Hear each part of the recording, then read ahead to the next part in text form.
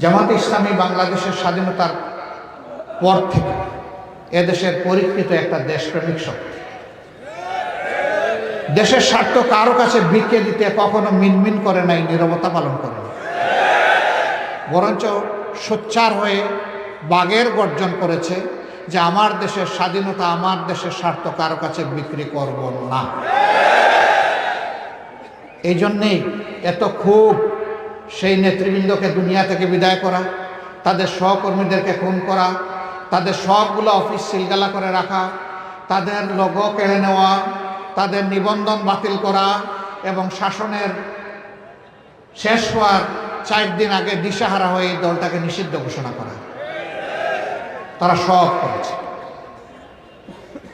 তারা আমাদের শত হাজার কর্মীকে খুন করেছেন, হাজার হাজার কর্মীকে তারা পঙ্গু বানিয়েছেন, অসংখ্য কর্মীকে গুম করেছেন।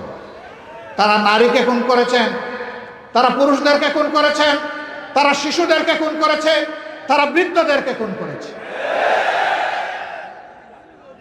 Double million offer Walton fridge কিনে পেতে পারেন 20 লক্ষ টাকা, রয়েছে কোটি কোটি টাকার নিশ্চিত উপহার। এরপরে আরেকটি শক্তিকে তারা বেছে নিল, এই দেশের ধর্মপ্রাণ মুসলমানদের একটা ঐক্যবদ্ধ প্ল্যাটফর্ম হেফাজতে ইসলাম। তাদের কোনো রাজনৈতিক কর্মসূচি নাই, তারা দেশের স্বার্থে দিনের স্বার্থে কথা বলে। এইটুকু সরকার সহ্য করতে নারাজ ছিল। এই জন্যে 13 সালের 5 মে আমরা তখন জেল থেকে আমরা এই দৃশ্য দেখেছি। শান্তিপূর্ণভাবে এই লোকগুলো এসেছিল, নিজেরা পরিকল্পিতভাবে অশান্তি সৃষ্টি করে তাদের উপর ক্র্যাকডাউনের প্লট তৈরি করলো। কতগুলা লোককে যে হত্যা করলো আল্লাহ ছাড়া কেউ জানে না, কারণ লাশগুলা তুলে নিয়ে কোথায় গায়েব করেছে কেউ জানে। কিন্তু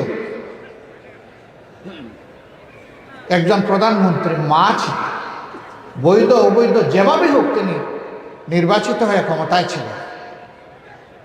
তিনি শেষ পর্যন্ত উপহাস করে, এই জীবন এই রক্তের প্রতি উপহাস করে বললেন, শাপলা চত্বরে কোনো রক্ত ঝরে নাই, ওইগুলা ছিল রং ছিটা। মানবতার প্রতি কত বড় অপমান, কত বড় উপহাস। তার আরেক মন্ত্রী, একসময় তিনি কৃষিমন্ত্রী ছিলেন, খাদ্যমন্ত্রীও ছিলেন, ডক্টর আব্দুর রাজ্জাক সাহেব, তিনি বললেন এবারকার ছাত্রদেরকে হুঁশিয়ারি উচ্চারণ করে এই 24-এ বলেছিলেন, বাড়াবাড়ি করবা না, বাড়াবাড়ি করলে শাপলা চত্বরের ভাগ্য বরণ করতে হবে। রাত 12টার পর সব কিছু আমরা সাফ করে দিয়েছি। এরকম উপহাস করে উনি বলে নাই?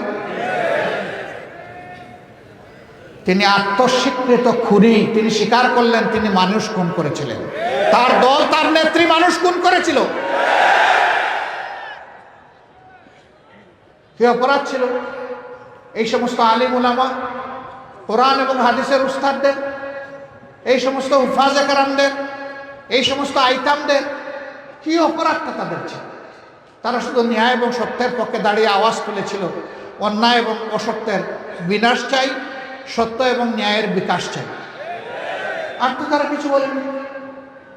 এটা তারা তো বলেনি যে তোমাদের গদি আমাদেরকে দিয়ে দাও, কিন্তু না, তাদেরকে সহ্য করা হলো না।